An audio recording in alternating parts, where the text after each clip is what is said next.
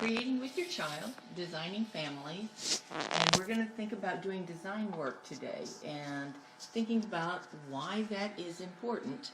And for that, we're going to be looking at the art of two very famous and different artists and kind of letting them be our inspiration. Hi, I'm Dr. K.P. McKee, the founder and executive director of A Spacious Place Creativity and Spirituality Center. And this is my daughter, Dr. Ariel McKee, actual child and excited participant. Yay, yay, we love excited participants.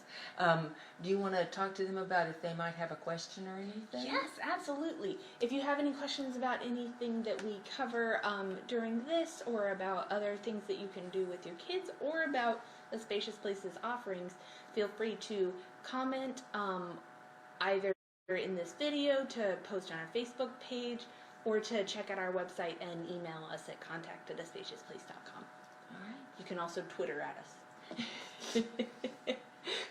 So let's just get right into it and look at the supplies we're going to need for these two activities.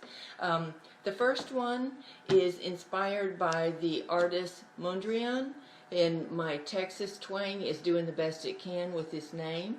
It's a Dutch name, and this is some of his work. So you're going to need a large sheet of paper, markers in primary colors plus black, painter's tape, and it's nice to have a pair of scissors for this, but you can also tear the tape if that's easier. So that's the first one we're going to do, and then the second one is inspired by a French artist, Delaunay, and you will need large paper for this that will take watercolor, a set of discs in various sizes for tracing around, a ruler, pencil, and you'll need watercolors, and I need to get the watercolor colors. Here, some water here in just a minute, so a pot for that. So I'm going to do that while we are talking. And I would just like to point out that you don't have to buy any fancy discs. We use lids for from Tupperware, from things that we have bought like butter, and then from medicine. So you can just collect the tops of things and turn them into art or art supplies.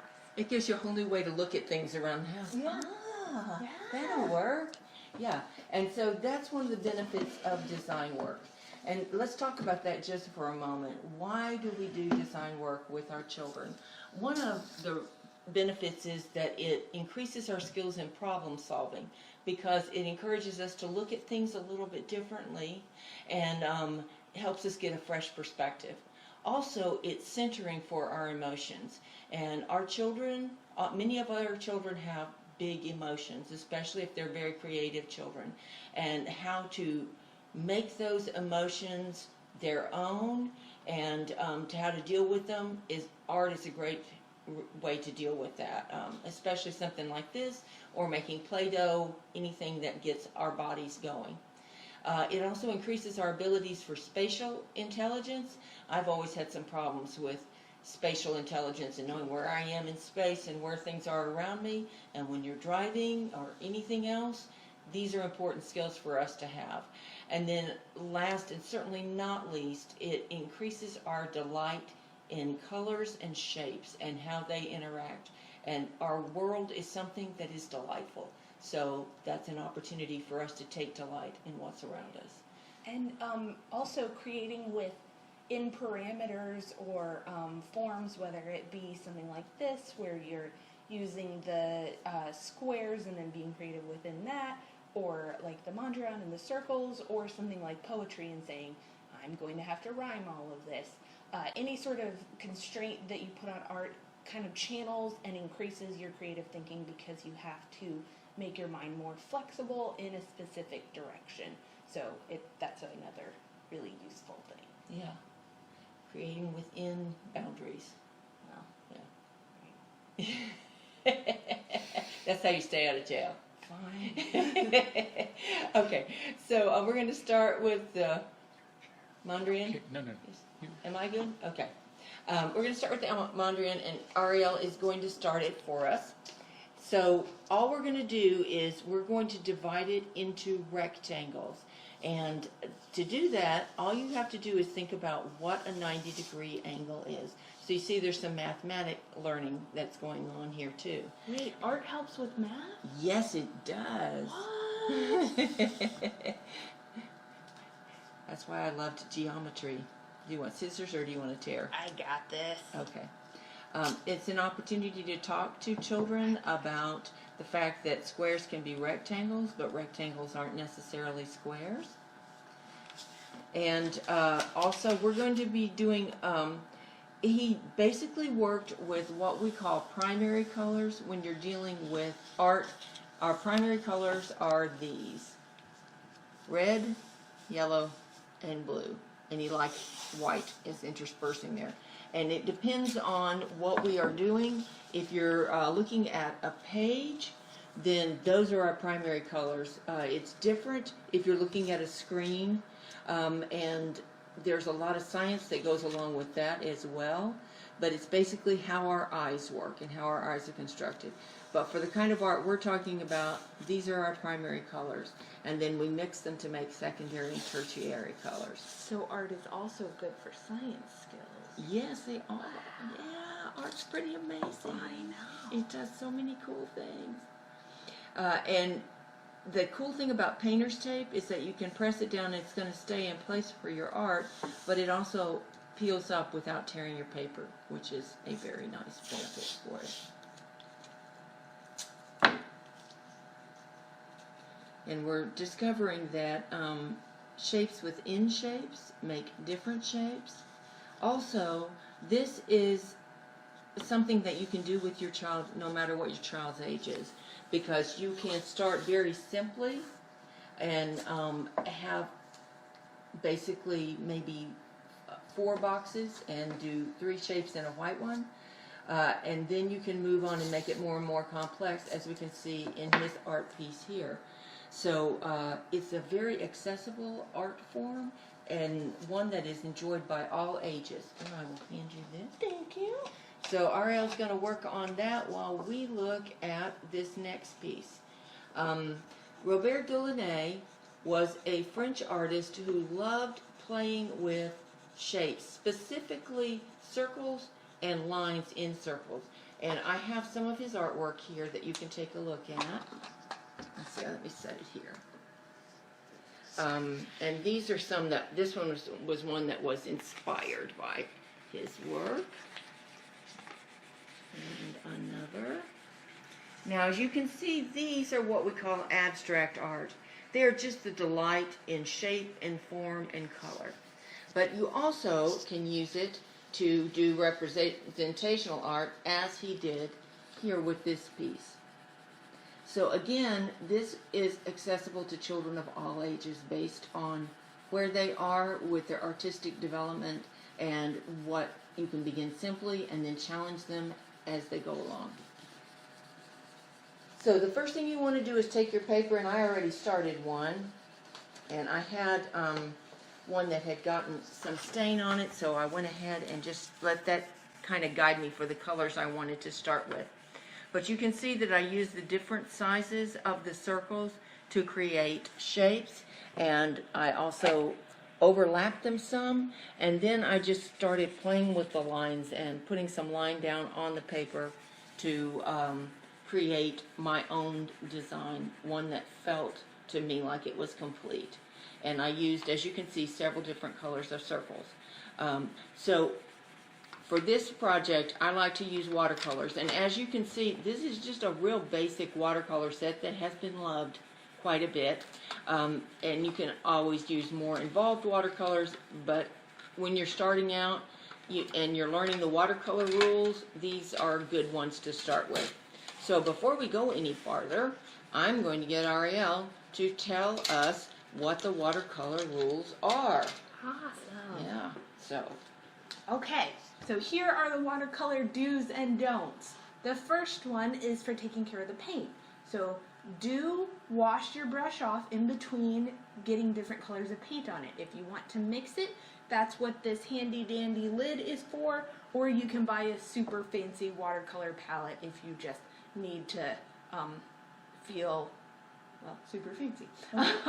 Don't put your color in one brush and then immediately mix it in with another brush because or another color, because as you can see, that muddies the colors and means that you won't have exciting, vibrant colors to use for the future, and if you're sharing your set with anyone, it limits their choices as well, and we don't want to do that.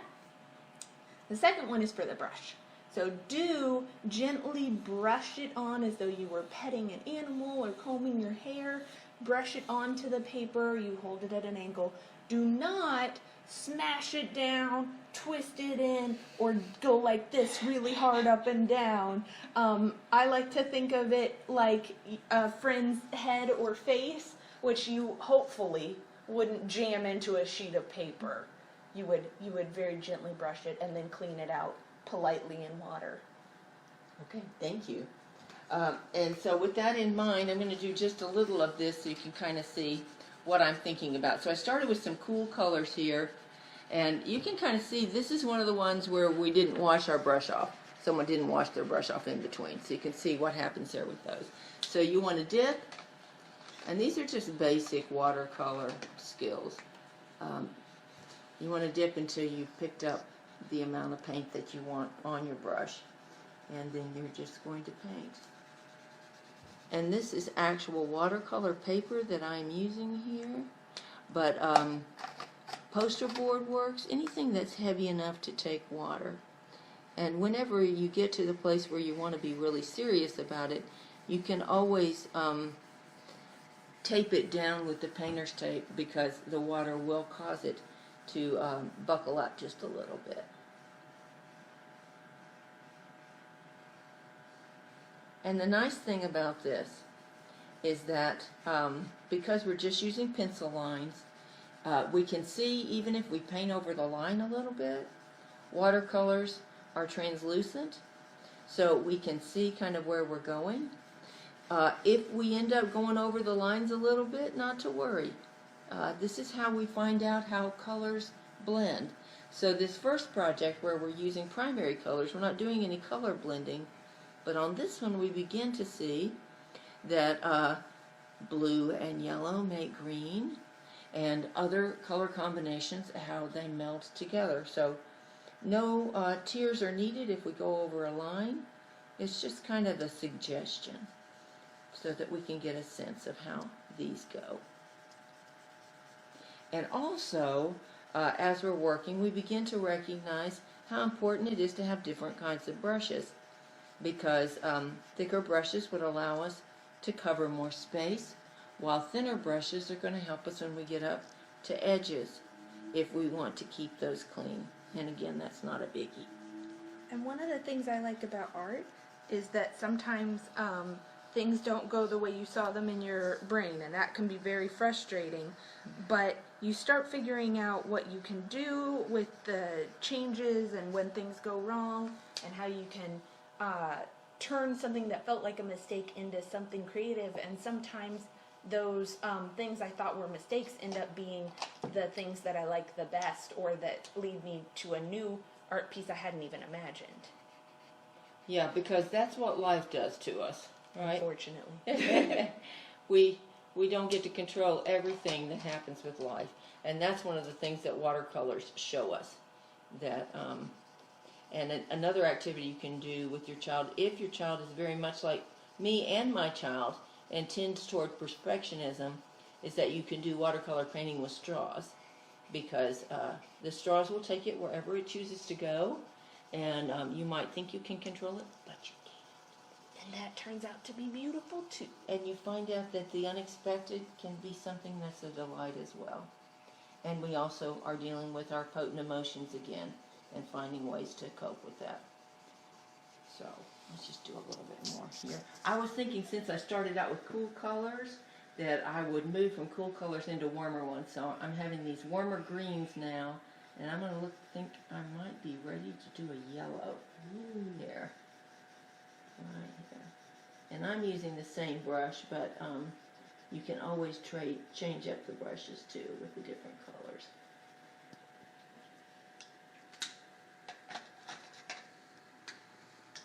And I like this pad because it has kind of a lemon yellow and then kind of a buttercream yellow going on. So, oh, how's it going over there? I'm going to start doing my black lines. Okay. No, you just painted like a whiz. You got her done. I wanted to make sure that everyone could see all of the steps. Oh, look how beautiful this is coming out. That's looking really nice. Thank you. Let's see. You want to just come down here? Unusually for me, I didn't use as much blue as I normally do. You left that to me this time. I did, yes. I wanted to mix it up clearly. Oh. Well, I appreciate you sharing the blue with me. You're welcome.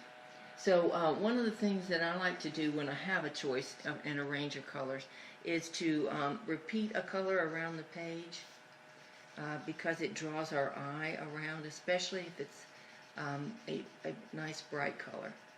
And one thing that you'll learn about complementary colors is that they make, if you put them close to each other, they make each other pop. And they really stand out. It's like, notice me, I'm right here. They're like good friends that push their other friend forward and say, oh, they'd be good at this. So I'm going to like a hype man or a hype girl. That's right, the wing color. Yes. Let me just finish this one, and then we're going to look at Ariel. And we will finish this one off later and post a completed photo of it. Because I think I'm going to do cool colors around the outside and then warmer toward the middle.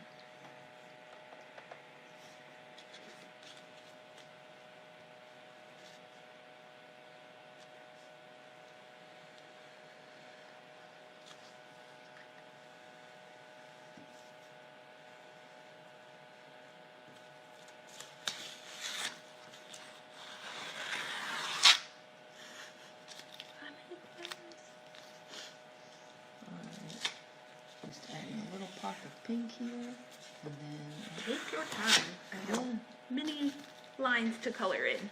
well, I just wanted to give them an idea of what we were doing, so I can talk about the other stuff while you finish that. All right.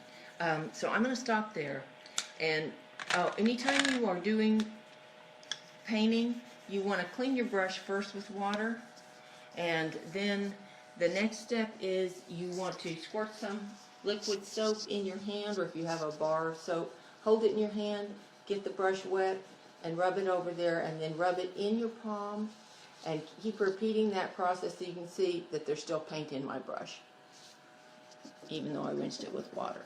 So I will need to, when we finish here, get the soap and just keep doing it in my hand gently, as Ariel said, until you no longer have it, the suds are coming out clean. Like a nice shampoo and massage. That's right, but for your paintbrush. But for your paintbrush. Exactly. So that is what we have for today, and we will show you the completed works here in a little bit. So if you liked this, we would love for you to show us that on Facebook. Also, we're going to be posting it, reposting it on Facebook, YouTube, and on our website, which is www.aspaciousplace.com.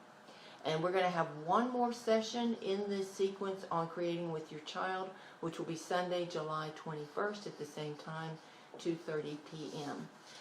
And I would like to talk to you a little bit about an upcoming offering that we have after that we're really excited about, and we still have some openings for. So let me just put the flyer here for our camp. And Ariel, do you want me to talk about it while you finish that up, or you want to do it? I got this. All right, if I put this here, David, can they see?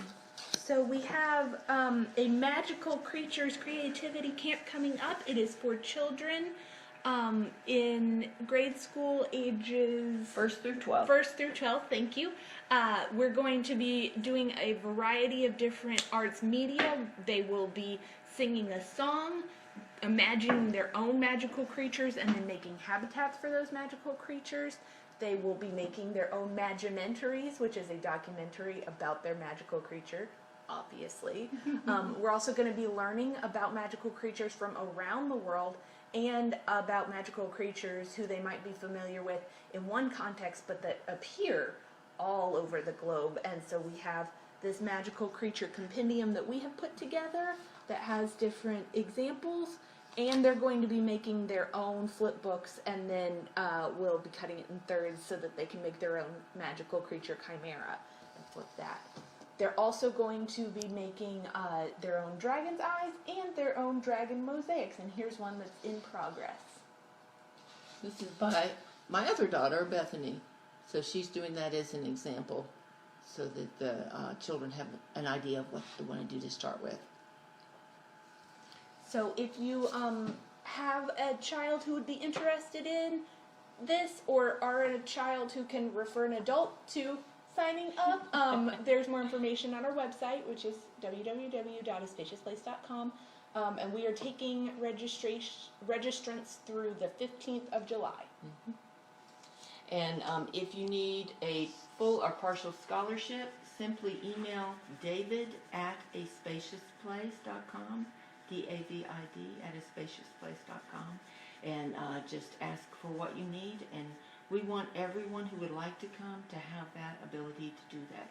So please do let us know as soon as possible so we can get you the paperwork, and your child can have a marvelous experience with magical creatures. So we're going to close today with a letter, child's letter to God. Did you really mean do unto others as they do unto you?